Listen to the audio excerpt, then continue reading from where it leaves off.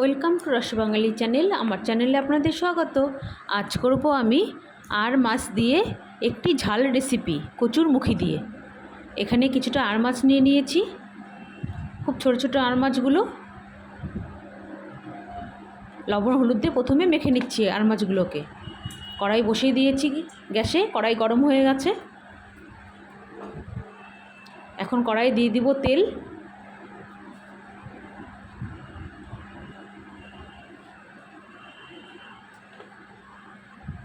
কড়াই তেল দিয়ে দিলাম। এখন তেলটা গরম হয়ে গেলে দিয়ে দিব 1 চিমটি হলুদ। তাতে করে মাছটা যখন ভাজবো তখন আর ফুটে উঠবে না খুব বেশি। এখন মাছগুলো দিয়ে দিচ্ছি, একটু ঢাকা দিয়ে দিলাম, বাই চান্স ফুটে আসলে গায়ে লাগবে না। মাছগুলো এক পাশ ভাজা হয়ে গেছে, এখন একটু উল্টে দিচ্ছি।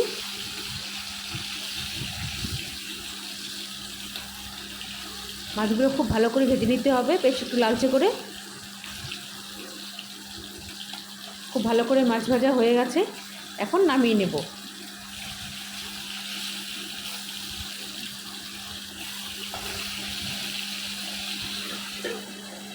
মাছগুলো ভেজে নেওয়া হয়ে গেছে, এখন নামিয়ে নিচ্ছি।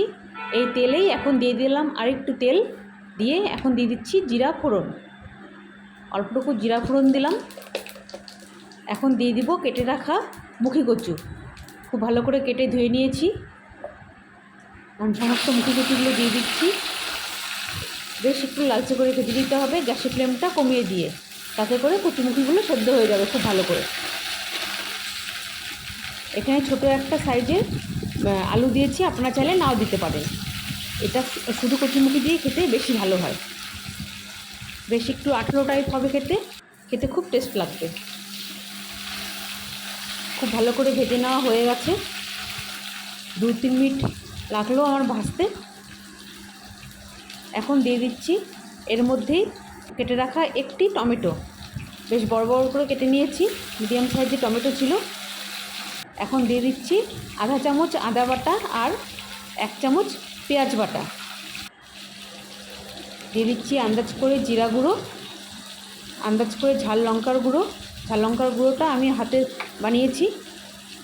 দিয়ে দিচ্ছি হলুদ, 1 চামচ হলুদ দিলাম। আর দিয়ে দিচ্ছি আন্দাজ করে লবণ।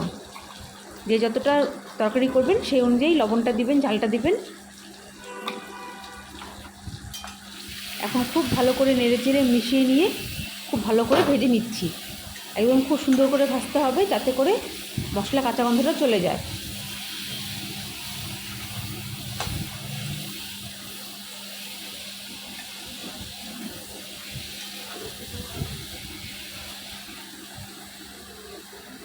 প্রায় 2-3 মিনিট ভেজে নিয়েছি, খুব ভালো করে ভেজে নেওয়া হয়ে গেছে। এই পর্যায়ে কিন্তু আমি জল দিইনি, এখন আমি অল্প একটু জল দিব, দিয়ে আবারও খুব সুন্দর করে কষিয়ে নিচ্ছি।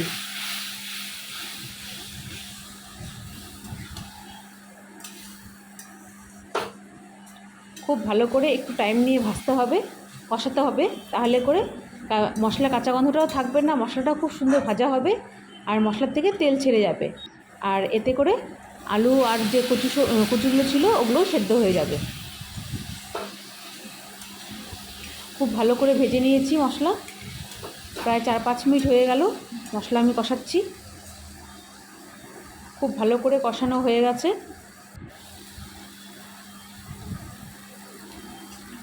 এখন দিয়ে দিলাম 4-5টা চেরা কাঁচা লঙ্কা।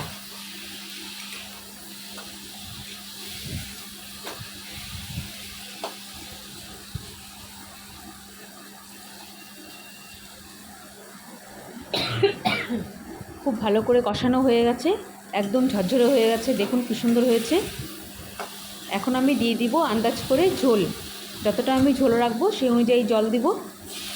অল্পটুকু প্রথমে জল দিলাম, দিয়ে মশলাটা নরম হওয়ার জন্য খুব ভালো করে নেড়ে চেড়ে নিলাম। এখন দিয়ে দিব 1 বাটির মতন জল।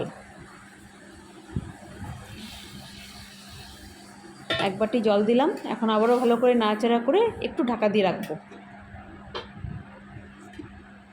যখন খুব ভালো করে ঝোলটা ফুটে উঠবে, দেখুন কী সুন্দর করে ঝোলটা ফুটে উঠেছে। এখন দিয়ে দিব আমি মাছগুলো, ভেজে রাখা মাছগুলো দিয়ে দিলাম, দিয়ে একটু নাড়াচাড়া করে দিব, দিয়ে আবার একটু ঢাকা দিয়ে রাখবো প্রায় 3-4 মিনিটের মতন।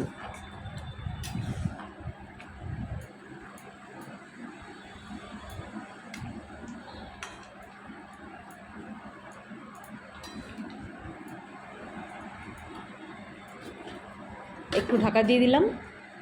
ঠিক আবার 3-4 মিনিট পর ঢাকা খুললাম। দেখুন অনেকটাই জল টেনে আসছে আর সমস্ত আলু আর কচু সেদ্ধ হয়ে গেছে। হয়ে গেল আমার আর মাছ দিয়ে ঝাল রেসিপি। খেতে খুবই টেস্টি হয়, বাড়িতে একবার হলেও বানিয়ে খেয়ে দেখবেন। যদি রেসিপিটা ভালো লাগে please like share and comment করবেন আর অবশ্যই সাবস্ক্রাইব করবেন প্লিজ, আপনাদের কাছেও অনুরোধ রইল।